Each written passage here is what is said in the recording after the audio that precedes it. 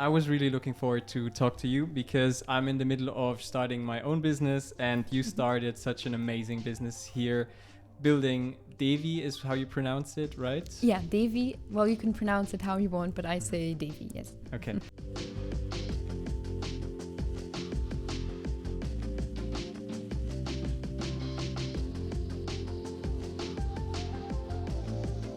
What I was first very curious about is how you got the idea of starting this brand, and maybe you can just start by telling us a little bit about it. Yeah, so it was actually not really planned, I would say. So Devï was born about 3 years ago when I had to do an internship after my bachelor. I did my bachelor in biology and environment. And I wanted to do a master in sustainable business, and therefore I had to do internships in sustainability. And therefore I went to the north of India, to Rajasthan, in the city Jodhpur, to do an internship for an organic cotton project with local farmers. But unfortunately, after like 2 weeks, the project fell into water. We couldn't pursue it anymore. And I was like, okay, I have to be there for quite some time still. So I had to look for another project. And the same NGO actually had another project, which was called the Saheli Women. So what they do is that they created this beautiful little center in a small rural desert area, like 2 hours north of Jodhpur, where they take in women who are either widows or who got rejected from their societies, communities, and they wanted to give them like a second chance or uplift them by giving them work in producing garments. So by the time I was there 3 years ago, there were 20 ladies in the center, and I will never forget the moment where I entered. It's like this little blue house in the middle of the desert. You have so many goats and cows who just pass around, or even sometimes in the center. And I entered, and it was just like this beautiful, colorful world. All the ladies with their babies, like producing clothes. And at that time, actually, they produced for some like luxury brands, like very small collections. And they were like, okay, why don't you also start like to produce some items with us? And I was like, but I have no clue about fashion or design. And well, for me, because I studied biology and environmental sciences before, the upcycling part was very important for me, because the fashion industry after oil is like the second biggest polluting industry in the world. So for me, it was very important that if we produce something, that it's also like as environmental friendly as possible. So what we did is we went to big factories, we asked if they have leftover fabrics, or we asked in families if they have still like fabrics they don't need or use anymore. So most of our collections are made out of vintage saris. Saris are like the typical garments that Indian women are wearing. It's like this long pieces of cloth. I'm sure you saw them already, like in some pictures that they wrap around and then they put it over their shoulders. Yeah. And so like this, we had the environmental friendly part, and then the ethical part is, of course, that, well, all these women like get a chance by working in fashion. They get a fair salary, plus 2 further projects are financially supported through this. First of all, it's the education of all their children, and secondly, it's a healthcare project where twice a month a gynecologist and a doctor is checking on them. So I was like, that's perfect, because I love fashion, I love colors, and it all just made so much sense when I entered into this center. And I was like, that's really what I want to do. And yeah, in the beginning we had like 20 dresses and some tops, and I brought them back to Luxembourg, and I didn't really know what would happen from there on, but people really liked it, appreciated it. Sounds like was the perfect fit, and how you talk about it feels really like you're very passionate about it. Yes, Cool. yeah. But you cannot plan these things. If you would want to give somebody advice on how to start a business like this, would you have a spontaneous idea on what to tell that person, or would you like say, go do stuff that you feel good about and something will come up? I think if you say yes to the world say yes to you. Like, just be open, ask around. Like, you're gonna fail many times. Also, sometimes people think like, it was just like very easy to do all of this. Like, no, there were so many things going wrong, like so many sleepless nights or doubts. I was like, okay, I have no clue about fashion. Neither I nor the ladies are actually fashion designers. What are we doing? So just try and be open. And I always say, be optimistic and a little bit naive. Like, don't try to plan everything through, because you cannot plan everything or every step. Just try to plan the first step, even though this step can change afterwards. What I find very interesting is that it sounds like it was a series of great events that really led you to found this business, rather than a lifelong passion, for example, to use garments, make clothes out of it. Did you even make clothes before? No, I mean, I loved clothes, and especially, so I think what I loved most is I love clothes, colors, and stories. And I get that actually from my grandma. My grandma, when you enter her house, is like a museum of items that have a story. And I feel that that's lost in our society. Everything we do, everything we buy, nothing really has sense anymore, because we don't know where it comes from. Like, I'm personally most interested, of course, in fashion and in food. Like, everything is fast, like fast food, fast fashion. Yeah. You consume it quickly. It's not good for your health. It's not good for the environment. Like, you don't know where it comes from. And I feel like there's like a lack of stories in the items we consume.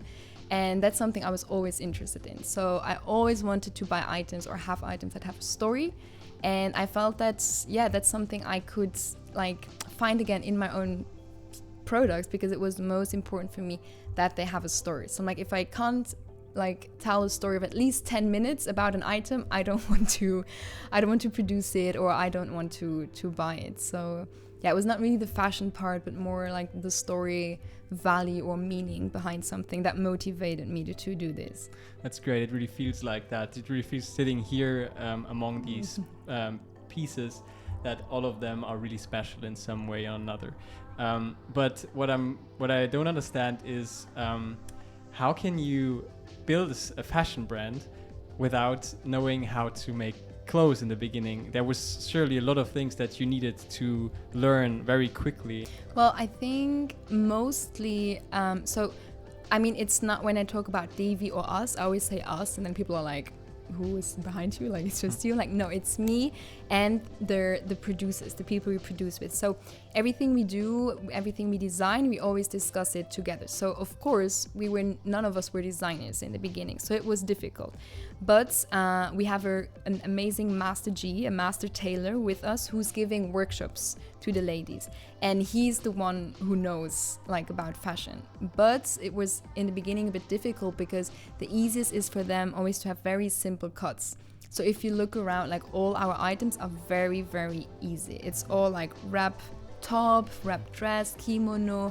It's nothing design-wise, it's nothing very special what we do. I think the fabrics are already colorful and special enough that the cuts and the designs don't have to be that special. So of course, it was the first pieces we produced, like, I'm not gonna lie, I don't know why people, or it's very kind that people bought them, because like the sleeves were different length. Like sometimes you had a piece, like one arm was 5 centimeters longer than the other one, or it didn't fit, like nothing fits in the beginning. But I mean, it's a learning process. So over the last 3 years, now when we design new designs, we really look like, we know in what they're good, like our strength, what are not our strengths. Even the fabrics, in the beginning, the fabrics I chose were horrible. Like I took the stiffest fabrics for like a loose, floaty dress, and it just didn't match. So now I'm quite proud of how far we got, or how good the designs and everything, like the products are. But yeah, that was not like this in the beginning. So I think all of us, we learned, but from the beginning, like the tailor who's giving workshops and training to the ladies definitely helped us a lot. So I think without him we wouldn't have made it. But yeah, it was definitely a learning process for all of us. Yeah, it's learning from failure to failure, and then in the end, that's exactly. It's crazy how amazing everything looks in the end. Yeah, but I mean, the biggest problems in the beginning were that, of course, for the ladies it was quite difficult to do different certain items, and for me it was also very difficult to find good fabrics, because I mean, everything is upcycled, and it always sounds very nice. It's such a hype now, upcycled, but sometimes people don't really know what these mean and the work behind, because upcycling, like, old items or old fabrics means often it's items that have mistakes, that have problems.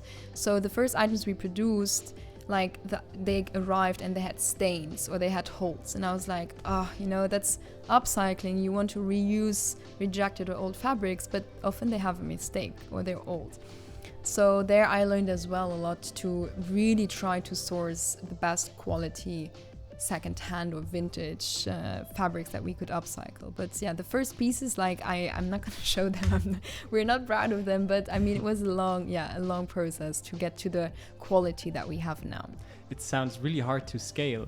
I mean, at the beginning you looked around with different families for garments, right? But how you do that in a big way? Yeah, is that even possible? Now, I mean, in the beginning, I was just running around like a headless chicken, I would say, in the streets of India, just to find random sources to get fabrics. But of course, in the long term, like that's not sustainable. So 2 years ago, I found like a super lovely family who are collecting. Their whole business is just collecting vintage fabrics, and they keep them in their home. And when I entered their home, I was just like, oh my God, I'm in vintage heaven. And so now all our fabrics, or most of the fabrics, we get from this family. So even now with the pandemic, it was quite easy for us to keep on producing, because each item, even now, we select through WhatsApp, through calls, video calls, where they sit in their saloon and then they just film all the items, and I say yes, no for like 5 hours. My boyfriend always says, please go into another room, I'm going crazy if you say once more yes or no. So yeah, and they have a lot of quantity, so with them it's good, like yeah, it's working, because I don't have to go there all the time and run around, but I have one reliable source where I get the fabrics from. And then the women, well, when we started 3 years ago, they were 20. Now today they're 52. So they more than doubled. So we can also more than double our productions. The ladies got much better. They can produce faster. And we also going to start working with other organizations now. So for example, during the pandemic, we also started to produce with the family with where we get the fabrics from, because they actually were very bad off during the pandemic, because they had like a small little boutique in one of the villages, and like there were no tourists, they didn't have like websites. It was actually, it's Vimla, that's the grandma of the family, who's like the boss, and she was like, I don't know, like help us with doing a website or just something to sell the items. I was like, okay, you know what, because Vimla is also a tailor, I was like, okay, just also produce some stuff for us, like just if we can do something together, let's try this. And I really like the idea of also like starting to cooperate with other like either small family businesses or organizations. And I'm gonna go back to India now actually in 3 weeks, and my goal is to find also other either NGOs, social enterprises, families, where I just normally, when people ask me how do you select them, and I'm like, I just enter, and if there's a connection between the people, you just like you feel it straight away. And then you know, if you feel the love between the people, you will also feel this love in the products. So I guess I'm very looking forward to go back now and to search for other beautiful people who would like to do beautiful pieces with us together. It's great what can come out of immersing yourself in local life and what is possible in the end. So would you say that you don't have to have scalability figured out from the beginning and reject an idea because it might not scale? No, that's true. I mean, and I think people are so focused on scaling. Yeah. That's the first question that I always get, like, how do you want to scale? How do you want to get big? And I'm like, that's not my end goal. Like, I don't do this to get big or to scale. You know, that's, I mean, even now, I feel like we scale quite a lot for how we started. I think you shouldn't be afraid to be like, oh, I want to create this business, I have this great idea, but it's not scalable not to do it. I think that's the problem nowadays with most businesses. It's just about scaling, about making money, about getting big, but I think that's the wrong motivations behind creating something. Yes, I totally agree. That's so true.